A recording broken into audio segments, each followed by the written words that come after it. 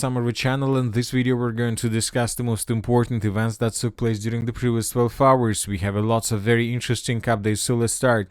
And first we're going to talk about Russia's proposal regarding the beginning of peace talks with Ukraine. I'll remind you that during the previous 48 hours, the President of the Russian Federation, Vladimir Putin, proposed to begin direct negotiations with Ukraine on the territory of Istanbul. And according to several pro-Russian resources, the talks in Istanbul should take place taking into account the results of the discussions interrupted in 2022 and the situation on the ground. This was stated by the Russian presidential aide Yuri Ushakov. The main points of the Istanbul agreements of 2022, once again, neutral status of Ukraine, non-accession to NATO, limitation of the number of Ukraine armed forces, and separate agreements on the withdrawal of Russian troops. And during the previous night, we got lots of interesting statements and updates from Ukrainian side and from the United States of America. First, let's talk about the statement that was made by the President Trump. President Putin of Russia doesn't want to have a ceasefire agreement with Ukraine, but rather wants to meet on Thursday in Turkey to negotiate a possible end to the bloodbath. Ukraine should agree to this immediately. At least they will be able to determine whether or not a deal is possible. And if it is not, European leaders and the US will know where everything stands and can proceed accordingly. I'm starting to doubt that Ukraine will make a deal with Putin, who is too busy celebrating the victory of World War II, which could not have been won, not even close, without the United States of America have the meeting now. That was stated by the President of the United States, and right after this statement was published on his social networks, Zelensky made his own statement regarding the situation. We are waiting a full and lasting ceasefire starting from tomorrow to provide the necessary basis for diplomacy. There is no point in prolonging the killings, and I will be waiting for Putin in Turkey on Thursday. Personally, I hope that this time the Russians will not look for excuses. Very important statement, because according to this statement, Zelensky is going to go to Turkey himself personally, and he wants to see Putin there as well. But obviously Putin is not going to Turkey on the 15th of May of 2025. Obviously, he will send his delegation. Most likely, Zelensky is going to use this for his personal excuses not to have meeting with delegations, because he will say that's not the same level. He wants to talk with Putin personally. As for now, the talks and negotiations, we are not talking about the document. We are talking just about technical and security issues haven't been resolved to have the meeting of such a level. Obviously, most likely the Russian and Ukrainian side need more time to prepare this basis for negotiations. Anyway, we see that, and another important thing that I would like to remind you, that according to Ukrainian legislation, according to Ukrainian laws, Zelensky has no right and has no power to have meeting with Putin. I'll remind you that, and it's not just about his legitimacy, this is about their laws. There is a law that doesn't allow anybody in Ukraine to have talks with Putin and the Russian Federation. So even if he goes to Turkey, he will break his own laws. This is very interesting. But you know that today several Ukrainian deputies made lots of very interesting statements. Some deputies reported that, according to information they have, Ukraine conducted secret negotiations with the Russian Federation through the war.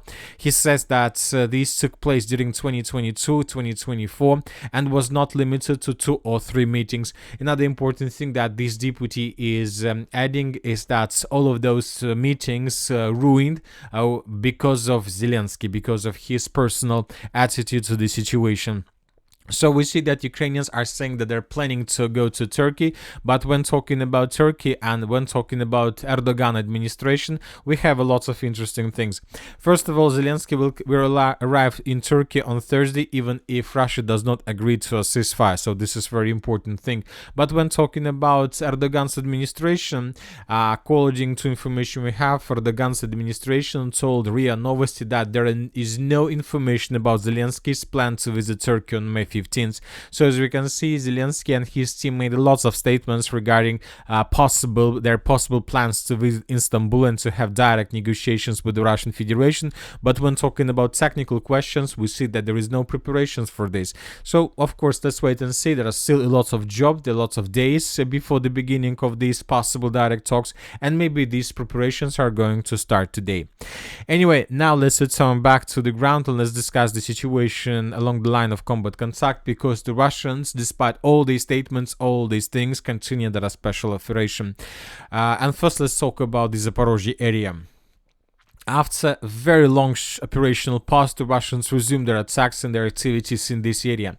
During the previous 24 hours, we received lots of videos how the Russians were bombing and attacking with the drones and with artillery Ukrainian positions in the vicinity of the settlement of Kamenskaya. So these huge activities can tell us just one thing, that probably the Russians are planning to resume their attempts to attack in this area with the purpose to establish complete control over the settlement by the name of Kamenskaya. So let's wait and see what is going to be next, but most likely something big is brewing. Mandag. Lad os her, Manoulidis! Gælder det ugens bundgyser, når Vejle tager imod Lyngby. Now let's move further. Let's discuss the situation in the Bogatyr direction. As we discussed, the turning point in battle for the settlement has already probably moved through by the Russians and the Ukrainians. Today we continue receiving videos how the Russians were attacking and bombing the most northwestern part of the settlement using multiple launch rocket systems.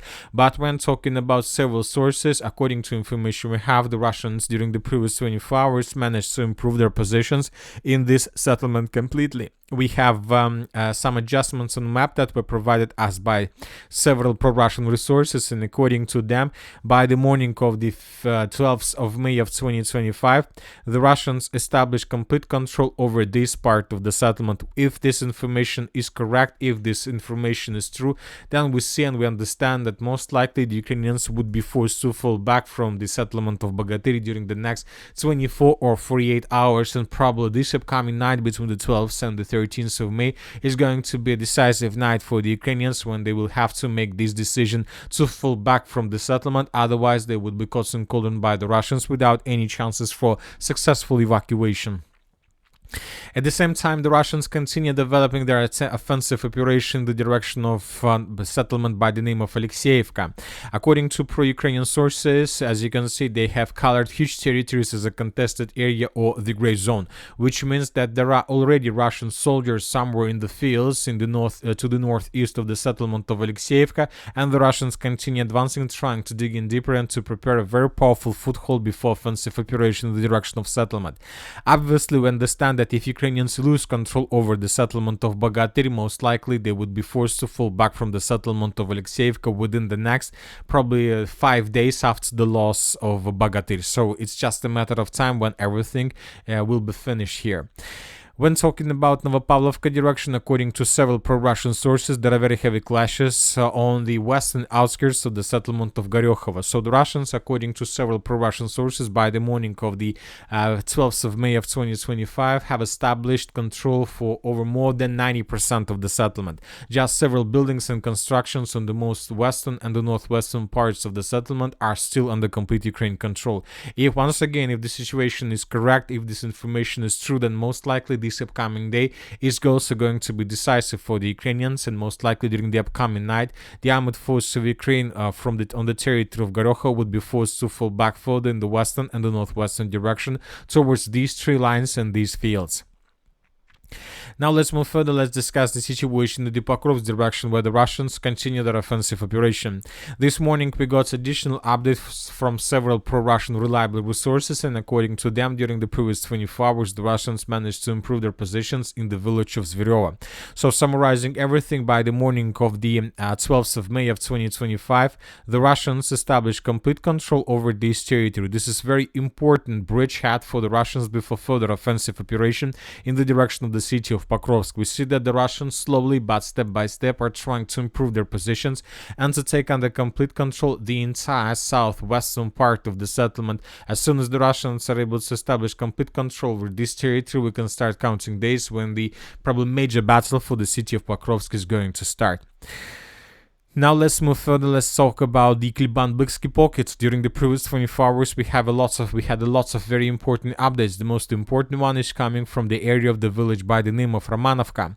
This video was published by the Russian side, and this video we can see how Ukrainians were trying to counterattack the Russians in this area with several stormtroopers. The Ukrainians were trying to clear this, let's say, dense network of the fortifications, but the Russians brought their FPV drone in this area, and the Russian Russian drone was attacking Ukrainians while the Ukrainians were trying to attack positions of the armed forces of the Russian Federation in this area. So this battle took place exactly in this area, and based on this video we have adjusted the map, because most likely if the clashes were taking place here, most likely everything behind this point were already by the Russian control, under the Russian control. So based on this video we have adjusted the map, but basically, as you can see, according to this map, we have adjusted just the gray zone or the contested area. Anyway, this is another proof that confirms Russian progress on the ground and that the Russians are about to begin the battle for the settlement of Romanovka. We discussed the situation in Romanovka for many times in the past, and I reminded, if the Russians are able to establish complete control over this territory and to cross the N20 road physically in the area of the settlement, then the Russians would be able to continue advancing further in the northeastern direction with the purpose to attack Ukrainians in the settlement of Katerinovka and Kliban-Byk, and to take Ukrainians that are currently located on the territory of Sherbinovka and Novospaskaya into pincers or into Cauldron. So this is most likely is the plan of the Russian forces. Of course, the Russians will continue attacking and tightening the news around Ukraine positions in the settlements of Zarya, Gnatovka, Stara Nikolaevka, but this is not the primary target. This is the secondary target. The Russians need to take this territory because there are Ukrainian positions. The primary target is to take under control Ukrainian positions along the railways and along the Krivoy-Tarets river, which are located in the settlements of Novospask and Sherbinovka. Today, pro-Russian resources published this video. I'll remind you that during the 9th and the 8th of May, the Minister of Defense of the Russian Federation reported that Ukrainians violated several times the ceasefire that was declared by the Russian side, and the Russians reported that Ukrainians made several attempts to counterattack. One of those attempts were made in the vicinity of the settlement by the name of Totkin in Kursk region. Another Ukrainian counteroffensive took place in the vicinity of the city of Toretsk, and today we got this video. The Russian sources published this video where we can see close combat and very heavy clashes between the Russians and the Ukrainians in this area. Lots of videos, lots of episodes, lots of geolocations, and Ukrainians were using lots of vehicles. For example, this is the moment when the Ukrainians just began their offensive operation. Tons of vehicles answered the city of Pokrovsk, but the city of Toretsk, but it was just something like a trap. The Russians allowed the Ukrainians to bring their forces almost in the most central part of the settlement, and then Ukrainians were completely destroyed as a result of artillery strikes and FPV drone strikes.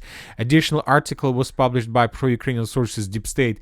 They analyzed the situation in details, and they reported that the counter-attack of the 100th Motorized Rifle Brigade in the city of Toretsk by the Ukrainians failed, and the Ukrainians lost almost everything they involved in that offensive operation. So that media attack, as you can say, failed completely, and that was, as Donald Trump calls the situation, complete bloodbath.